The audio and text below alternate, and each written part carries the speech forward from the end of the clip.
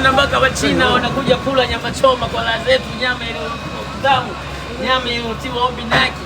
Mpaka Wachina wenyewe wanaipenda jamani, nyama tamu. Welcome please my friend. Yes. Nyama imekolea obinaki kwa ladha zetu. Na mfano obinaki nyama imekolea ladha sawa. Ndio inakuwa tamu yani. Kwa bonge chips niko chini. Yaani mpaka Wachina kwa ladha zao. So Mchina anakula nyoka, nyama choma na anakula kwa ladha yake. Nyama imekolea viungo tamu. Kidogo tamu haina noma yesi la duniani. Rafiki yangu Wachina wanakula nyama kwa ladha zao. China anajua Kiswahili. China anajua Kiswahili. Yes. Hiyo ndio nyama bwana imekulia obinaki kwa ladha zetu. Tunapata ladha duniani, nyama rani, nyama tamu. Nyama ilikuwa hello. Nyama tamu ya mwanawali.